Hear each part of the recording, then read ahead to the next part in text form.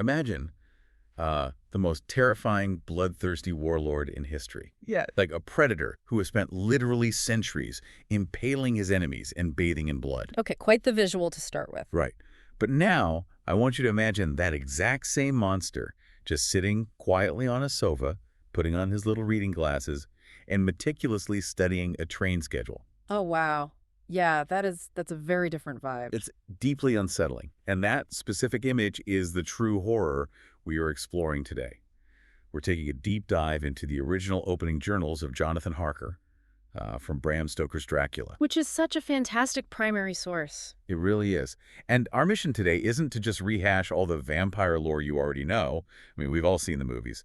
Instead, we are going to look at these primary documents to uncover how an immortal warlord planned a highly organized, totally bureaucratic, hostile takeover of London. Yeah, and it completely reframes the narrative when you look at it through that lens, because we aren't just reading a classic monster story here. We are essentially reviewing the logistics of a military invasion. And the setup is remarkably mundane. We're following a young, newly qualified solicitor traveling from London to Transylvania. Just a guy on a work trip. Right. His objective is entirely administrative. He's just there to assist a foreign nobleman in finalizing the paperwork to purchase a massive real estate asset in England. Okay, let's unpack this. Think about the last time you traveled for work. You were probably just like Harker, right? Just hyper-focused on making your train connections, maybe trying some new local food, and stressing out about impressing your boss. Oh, for sure. Just totally caught up in the logistics of the trip itself. Yeah, and Harker's doing exactly that. I mean, he's writing down recipes for this chicken dish, paprika handle, and a maize porridge to bring back to his fiancée, Mina. Which is very sweet, honestly. It is. And he's complaining in his journal that the further east he travels, the more unpunctual the trains become. Typical traveler stuff. But what I just do not understand is how he entirely ignores the glaring red flags. Oh, the red flags are everywhere. Literally everywhere. Every single local person he meets is absolutely terrified for his life. Is he just, like, completely oblivious? Well, I mean, it goes far beyond simple ignorance. You have to remember that Harker is a product of the late 19th century. He represents the absolute peak of the Victorian era. Right, so he's very proper, very illogical. Exactly. His entire worldview is built on logic, commerce, and, frankly, the supremacy of the British Empire. I mean, before he left for this trip, he didn't pack weapons, he didn't research local folklore. And no, he went to the library. Yes. He went to the British Museum to study maps, and he brought along a polyglot dictionary. So, for Harker, rational thought is basically this impenetrable shield. But the locals at his hotel are acting like he's a walking dead man. They find out he's heading to Castle Dracula, and they start crossing themselves. Yeah, they're terrified. They're pointing two fingers at him to ward off the evil eye. And he uses his trusty little dictionary to translate the words they're whispering, and they're saying things like Satan and vampire. Which should probably be a clue to cancel the meeting. You'd think. Yeah. An old woman literally falls to her knees, begs him not to go, and shoves a crucifix into his hands. Uh-huh. I mean, if you or I were in that situation, at the very least, we'd be highly suspicious. But Harker just brushes it off. He dismisses it because his education and his legal training have given him zero tools to process anything outside of empirical reality. Wow. He just literally can't compute it. Right. He writes that he has business to be done. He views his professional duty as the supreme mandate that completely overrides any local superstition. That is such a corporate mindset. It really is. And in fact, he feels deeply uncomfortable accepting that rosary from the old woman because, as a dutiful English churchman, he views Catholic icons as idolatrous. Oh, interesting. So it's a religious clash for him, too. Yeah, he takes it purely out of politeness, not out of any actual fear. And that perfectly sets up the core tension of his entire journal. Modern rationality is completely, hopelessly defenseless against ancient primal forces. Well, that rationality takes a massive hit the moment he leaves the safety of the village. So the regular carriage drops him off in the pitch black of the Borgo Pass. Such a creepy scene. Oh, it's terrifying. And this completely different carriage arrives to take him the final leg of the journey. The driver is this impossibly tall figure hidden under a great black hat. He pulls Harker into the carriage with a grip that feels like literal steel. Not normal human strength. Not at all. And they are surrounded by howling wolves the entire time. Notice how the environment itself is being weaponized here to systematically dismantle Harker's reliance on logic. Like breaking him down before he even arrives. Exactly. I mean, the driver keeps stopping to mark the locations of these ghostly blue flames that inexplicably appear by the side of the road. Yeah, what is up with that? It's just supernatural chaos. Harker is entirely isolated in a sensory nightmare. So by the time he steps out into the courtyard of this ruined, unlit castle, the psychological conditioning has already happened. He is utterly primed for his host. And he's left standing alone at this huge, heavy oak door.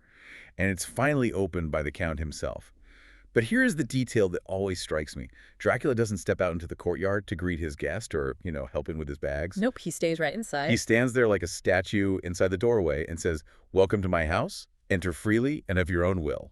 What's fascinating here is the underlying mechanism of that greeting. Dracula is bound by these ancient primal rules of hospitality. He can't just invite himself in or drag people in. Right. He cannot simply reach out, grab Harker by the collar, and drag him into the darkness. The victim has to participate in his own doom. Oh, wow. Harker must physically cross that threshold under his own power. By stepping over the stone, he unknowingly seals his own fate, all under the guise of being a polite business guest. And Dracula plays the role of the polite host almost too well, which, honestly, makes the slow realization of the trap so much worse. The tension is incredible. It is. Harker starts noticing these bizarre deficiencies in the castle.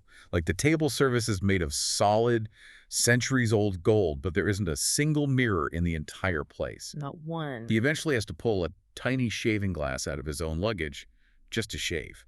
And that mirror incident forces Harker to confront the impossibility of his situation because Dracula approaches him from behind while he's shaving. Right. Harker hears the voice, turns around, but the glass reflects the entire empty room behind him. So creepy. The Count casts no reflection. It completely shatters the laws of physics right in front of Harker's eyes. And in his shock, Harker cuts himself. And Dracula loses it. He really does. The sight of the blood triggers this sudden demoniac fury in Dracula, and his hands immediately lunge for Harker's throat. And the only thing that stops him is that his hand brushes against the crucifix the old woman gave Harker in the village. Exactly. That little piece of superstition saves his life. Dracula immediately backs off, grabs the shaving glass, and just chucks it out the window, muttering about man's vanity. But beyond the supernatural elements, Harker also notices something purely practical. The staffing issue. Yeah, there are absolutely no servants. None. The Count is the one setting the table, he's making the beds, carrying the luggage. Which forces Harker to apply his solicitor's logic to a very dark conclusion. Yes. Here's where it gets really interesting. Harker deduces that if there is no staff in this massive castle, then the Count himself had to be the one driving the coach the night before. It's the only logical explanation. Right. The elegant, aristocratic nobleman serving him dinner and the super-strong beast commanding the wolves in the dark are the exact same entity. He explores the castle, finds every single door locked and bolted, and realizes, hey, I am a prisoner. But the real horror isn't just his imprisonment, it's discovering the underlying purpose of his captivity. I mean, Dracula hasn't brought an English solicitor all the way to Transylvania just to keep him in the pantry as a late-night snack. No, he needs him for a reason. Exactly. He requires Harker's highly specialized knowledge. Because Harker wanders into the castle library, and he finds the ancient vampire lying on a sofa reading an English Bradshaw's Guide. Which, for anyone unfamiliar, that was the standard Victorian railway timetable. Right, basically a train schedule. And the room is littered with the London Directory and complex legal texts like the law list. Yeah. Dracula is literally doing his homework. He is treating the invasion of London exactly like a modern corporate operation. Consider what Dracula actually asks Harker during their late-night conversations. Yeah, it's not what you'd expect. Not at all. He isn't asking about British military defenses or troop movements. He interrogates Harker about English law, banking regulations, and shipping channels. And there's that one very specific question he asks. Yes. He specifically asks a highly technical question. Could a man in England retain 2 or more solicitors to handle his affairs? I found that detail incredibly striking. Because Harker tells him, well, usually a person just uses one firm. But Dracula pushes him. He wants to know if he could have one lawyer handle his banking in one city and a completely separate lawyer handle his shipping in a distant port without either of them knowing about the other. It's brilliant, really. If you think about how modern criminal syndicates operate today, Dracula is essentially setting up the 19th century equivalent of shell corporations. Absolutely. If we connect this to the bigger picture, Dracula is engineering a network of plausible deniability. Right. He understands operational security. He wants to compartmentalize his agents so no single human ever realizes the true scale of the cargo he is importing into the country. He's hiding his assets. Exactly. He is structuring a hostile takeover, deliberately utilizing the rigid legal frameworks of Victorian England to shield himself from scrutiny. And the primary asset he is purchasing is a place called Carfax, located in Purfleet, right near London. Harker describes the property based on the deeds. It's a massive, gloomy estate surrounded by a heavy stone wall. Very on brand for Dracula. Very. It contains an old ruined chapel, and crucially, it sits right next door to a massive private lunatic asylum. It is the ultimate strategic beachhead. Dracula is pleased about the ruined chapel, of course, but the choice of location speaks volumes about his mentality. He isn't just looking for a dark place to sleep. Yeah, he has bigger plans. Much bigger. Dracula later gives Harker an incredibly passionate, intense speech about his heritage. He views himself not as a monster, but as a conqueror. A warlord. Yes, he speaks of his bloodline fighting like lions for lordship, driving back the Turks and the Magyars in centuries of bloody warfare. He explicitly asks Harker, what devil or what witch was ever so great as Attila, whose blood is in these veins? He's so proud of it. Precisely. He states very clearly, I have been so long master that I would be master still. Chilling. He is taking the warlord spirit of the Carpathian Mountains, the centuries of territorial dominance, and he is preparing to unleash it on the teeming millions of Victorian London. He intends to conquer the modern world by using its own infrastructure, its legal codes, its real estate markets, its shipping lanes against it. But, no matter how deeply he understands British shipping laws, Harker's journals make it very clear that the creature studying those laws is fundamentally abhorrent. The mask of the polite client eventually slips, and it slips in ways that completely shatter Harker's understanding of biology. Right. The intellectual threat of the warlord gives way to the visceral, physical reality of the predator. Because one night, Harker looks out his window and sees Dracula emerge from a window further down the castle wall. But he doesn't climb down like a normal person, using handholds. No, of course not. He comes out face down with his black cloak spreading around him, and he crawls down the sheer vertical wall over a massive 1,000-foot abyss.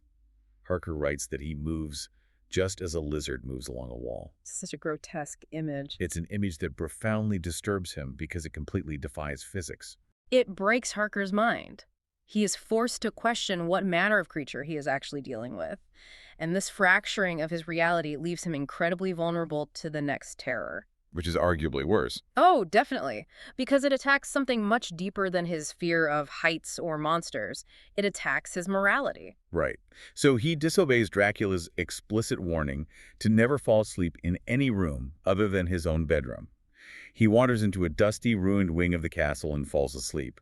And in the moonlight, the dust motes gather and materialize into 3 terrifyingly beautiful women. Who cast no shadows. Exactly. This encounter is a direct assault on everything Harker represents. The horror here isn't simply the threat of death, it's his own horrifying complicity in it. Because he kind of wants it. Yeah. Harker is a rigidly moral, engaged Victorian man, yet he writes in his journal that he felt a wicked, burning desire for them to kiss him. He admits it in writing. For a man of his era and upbringing, the loss of bodily autonomy and moral self-control is a fate far worse than just being killed. They just stand over him, casually debating who gets to feed first. One of them bends over his neck, and he describes smelling a bitter offensiveness, as one smells in blood, buried underneath the honey-sweet smell of her breath. Such a visceral detail. He admits he is lying there in languorous ecstasy, literally waiting for her teeth to pierce his throat. He completely gives up. He surrenders entirely. But then the warlord returns to violently assert his property rights. Dracula sweeps into the room in a blaze of fury, hurls the women backward, and screams that Harker belongs to him. But he doesn't save Harker out of a sense of mercy, though. Not at all. When the women complain that they have nothing to feed on, Dracula tosses them a bag he brought with him. A bag that moves. This part is so dark. It is. A bag that emits a low wail, as of a half-smothered child. Yeah, and this specific moment permanently alters Harker's psychological state. The illusion of the eccentric foreign client is completely gone now. Complete. He now comprehends the absolute, irredeemable evil he is dealing with. Furthermore, Dracula explicitly tells the women, "When I am done with him, you shall kiss him at your will." So he knows his expiration date. Exactly. Harker suddenly understands his exact utility. He is only being kept alive to finalize the real estate transaction. The moment his legal expertise is no longer required, he's food. And that realization strips away any lingering hesitation. We see a profound shift in Harker. He is pushed into taking desperate, active measures. But as Harker tries to figure a way out, Dracula's cruelty becomes intensely methodical. Oh, yes. He moves from physical imprisonment to what is essentially 19th century identity theft. This is perhaps one of the most chilling logistical maneuvers in the entire text. Dracula forces Harker to write 3 letters, post-dated weeks into the future, addressed to his employer and his fiancée, stating he has left the castle and is safely on his way home. And then Harker looks out the window and sees Dracula leaving the castle, scaling down the wall wearing Harker's own traveling suit. Right, he stole his clothes. He is going out into the local towns to mail those letters looking like Harker. Consider the operational security of that move. Dracula is fabricating a false paper trail. By forcing the post-dated letters and parading around the local villages in Harker's highly recognizable English clothes, Dracula guarantees that the local postal workers will testify they saw the Englishman leave. Oh, that is so smart. And so evil. Very. When Mina or his employer eventually come looking for him, the bureaucratic record will show he departed safely. Dracula isn't just going to kill Harker. He is bureaucratically erasing him from existence. So what does this all mean for our hyper-rational solicitor? It pushes him completely over the edge. He knows his execution date is set. He decides that if he is going to die, he will go down fighting. He finds his courage. Yeah. In a final, desperate act, while Dracula is asleep during the day, Harker scales the outside of the sheer castle wall himself. He drops into Dracula's room, ignores piles of ancient gold, and descends through a dark, tunnel-like passage into the ruined chapel that serves as the castle's graveyard. He climbs down into the belly of the beast and finds the logistics of the invasion made physical. Yes. He finds 50 massive wooden boxes of newly dug earth. These are the boxes the local workers have been dropping off. He pries the lids off, and in one of them lies Count Dracula. But he doesn't look the same. No, he looks entirely different than the old man who opened the door weeks ago. His youth seems half renewed. His white hair is now iron gray. His skin is flush ruby red, and fresh blood is trickling from his mouth. Harker describes him as looking like a filthy leech, exhausted with his repletion. Notice the profound transformation in Jonathan Harker in this moment, too. I mean, a few weeks ago, he was a polite, fastidious clerk taking notes on train delays. And recipes for his fiancée. Right.